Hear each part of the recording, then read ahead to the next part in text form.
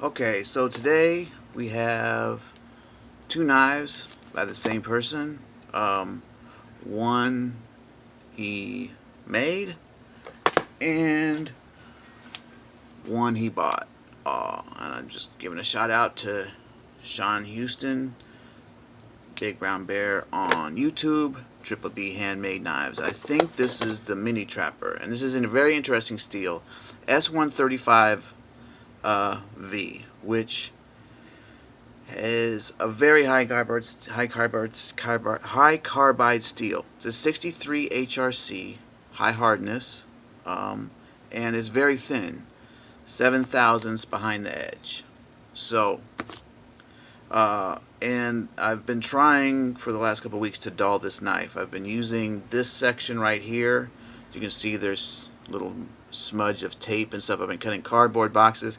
I have not been able to dull it past shaving sharp. It still shaves. I've been cutting wood with it, so it definitely has a lot of wear resistance, and because of the geometry also, very thin, and probably has a pretty steep angle on here. I think Sean said 7 degrees per side, which is even thinner. I mean, but with the 7/1000ths behind the edge makes for a very high cutting performance. Very nice knife. I bet you it'll even still cut cigarette paper. Haven't tried this, but I'm gonna give it a shot. Yeah, still cuts that. No problem. So I don't know what to do other than do a Cliff Stamp or a Jim Ankerson, you know, big pile of cutting or rope or something, or Pete from Cedric and Ada on YouTube, and I am not really into doing that. Not my thing. So anyway, awesome knife. I think this is the Mini Trapper again. You can find Sean on Instagram, on YouTube. Check out his work. Now, the Bugout is a very interesting knife. It reminds me of these older, let me find it here.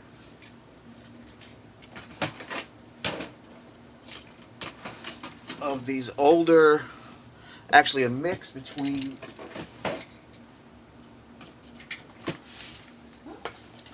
the big Griptilian, right? Full-size Griptilian, and the older linerless, or even they have the Salt series now, I think still don't have liners, Spydercos, because they're that light. These doesn't have a liner, these has partial liners, and so it's basically just mostly plastic. Probably the old Cold Steels too were probably light also, because they were just mostly, or even the new ones are just G10. So anyway, I don't know I have this knife on here. In fact, I carried both of these knives.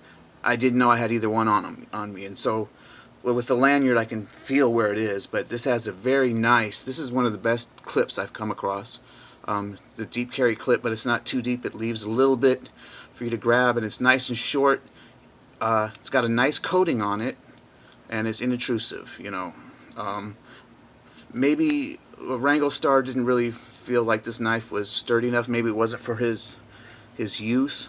For light EDC or always having a knife on you, this is an awesome knife to have. S30V steel, great steel, a very thin grind.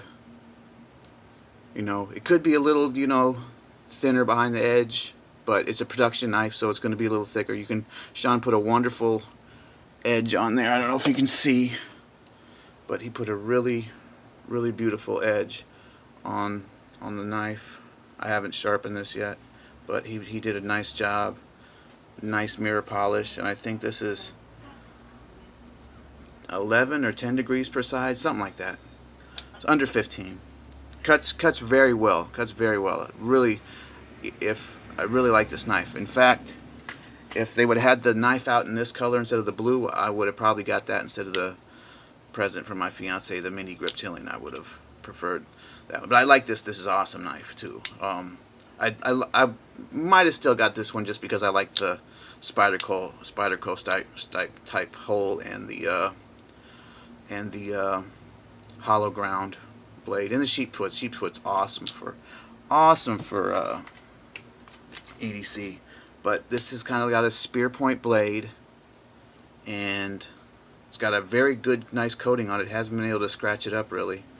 But anyway, you're looking for a good EDC knife, you're looking for a good hunting knife, you know, you got two right there. Thanks. Take it easy, guys.